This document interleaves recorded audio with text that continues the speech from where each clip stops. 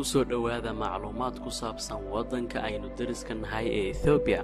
Ethiopia waxa ay dhacdaa geeska Afrika, waxa ayna xuduud la leedahay wadamo badan.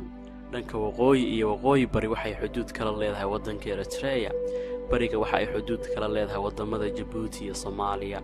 dhanka galbeedka waxa ay xuduud la leedahay wadanka Suudaan iyo South Sudan. sidoo kale dhanka koonfureed waxa ay xuduud la leedahay wadanka Kenya.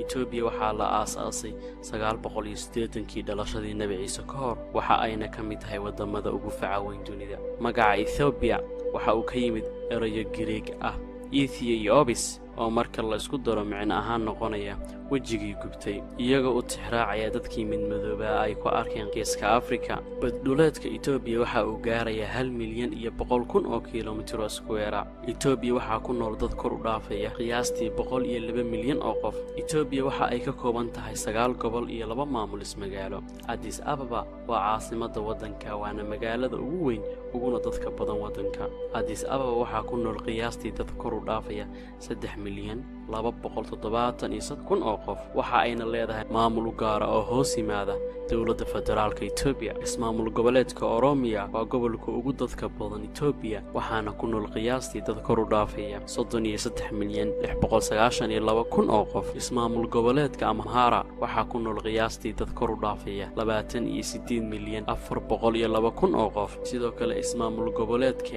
SNNB waxa ku nool qiyaastii dad kor u dhaafaya 18,276,000 oo qof. Ismaamul goboleedka gobolka Soomaaliyeed ee Ogaadeni waa gobolka afaraad ee ugu dadka badan, waana gobolka labaad ee ugu dhulka weyn Ethiopia.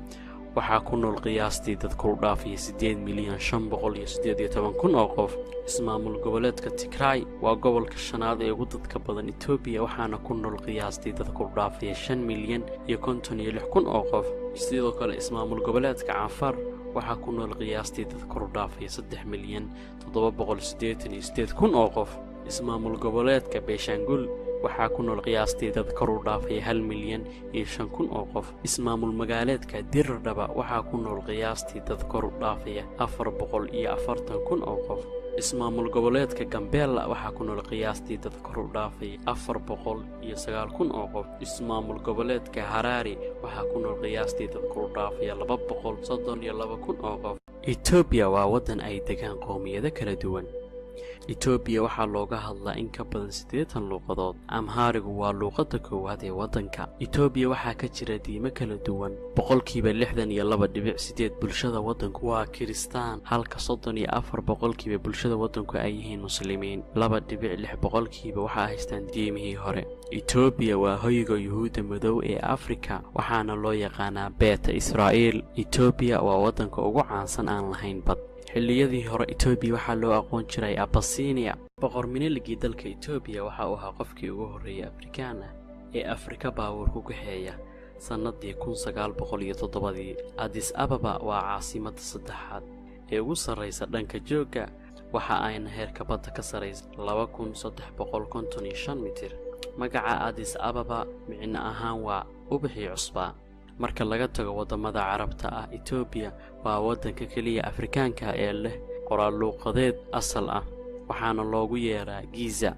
Ethiopia waa wadankii koowaad ee Afrikaan ah ee ku biiray League of Nations. League of Nations-ku waxa uu ahaa urur ay ku midoobeen wadamo badan oo caalamka ka mid ah, waxa uuna ka horeeyay qaramada midoobay hadda jira. Ethiopia waxa ay u dabaaldegaan sanadka cusub 11 Sebtembar sanad kasta.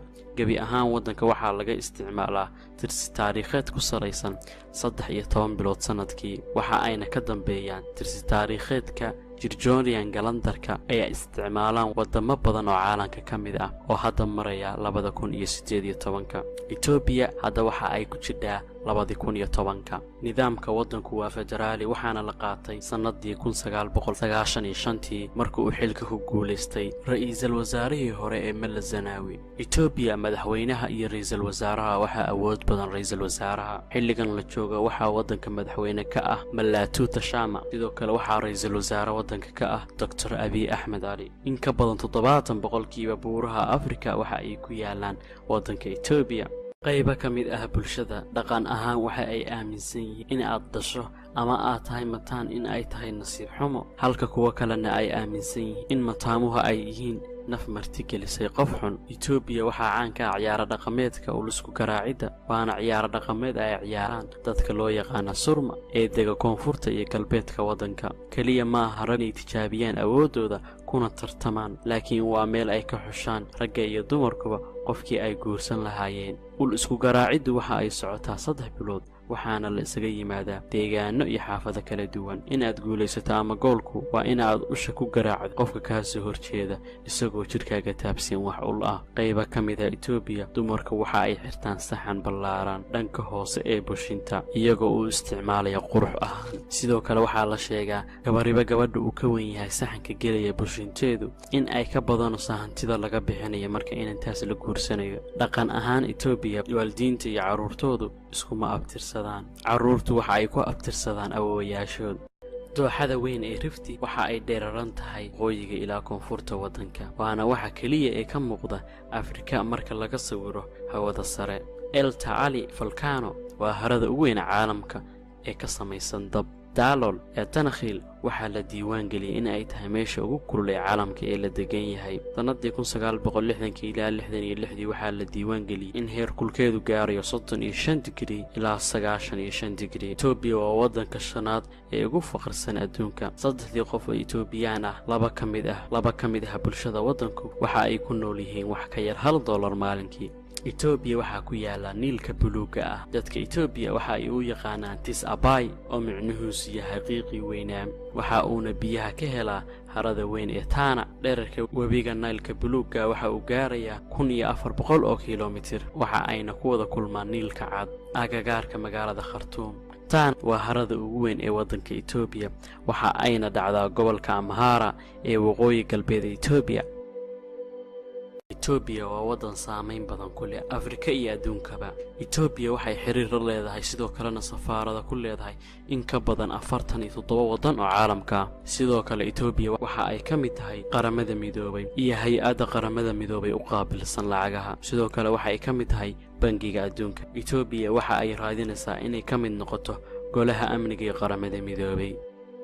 dhanka dhaqaalaha, sanadii 2017 Itoobiya waxa ay noqotay wadanka uu dhaqaalihiisu ugu koritaanka badan yahay caalamka. dakhliga sanadlaha Itoobiya waxa uu siyaaday 8.3%. Itoobiya waa wadanka shanaad ee ugu soo saarka badan bunka adduunka, waana wadanka koobaad ee qaaradda Afrika ugu soo saarka badan bunka. markii ugu horeysay ee bunka la arko waxaa helay nin Itoobiyaan ari raac ah oo la oran jiray Kaladi ee deganaa gobolka Kaafa ee dalka Itoobiya. magaca kafee waxaa laga keenay markuu arkay arigiisa oo ciyaaraya marka ay cunaan geedkaas. Itoobiya waxa ay dibadda u iibkiisaa bunka, qaadka, dahabka, xoolaha nool, miraha saliidda laga sameeyo, ubaxa, waxaana ka soo gala dhaqaale gaaraya 3.163 bilyan. wadamada ay u iibkiisa waxaa ka mid ah Switzerland, China, Mareykanka, Netherland, Sacuudiga, Jarmalka. Itoobiya waxa ay dibadda ka keensataa mashiinada, diyaaradaha, birta, elektarooniga, batroolka, matoorada baabuurta, kiimikaalka, carra nafaqeeyaasha, waxaana uga baxa dhaqaale gaaraya 15.87 bilyan oo dollar. dhaqaalaha sanadlaha Itoobiya sanadii 2018 waxa uu gaarayay 216 bilyan 449 milyan oo dollar. dhaqaalaha qofka Itoobiyaanka sanadii 2018 sidoo kale waxa uu ahaa 2299 dollar. boqolkiiba 35.6 waxa uu ka soo xiroodaa dhanka beeraha. 42.2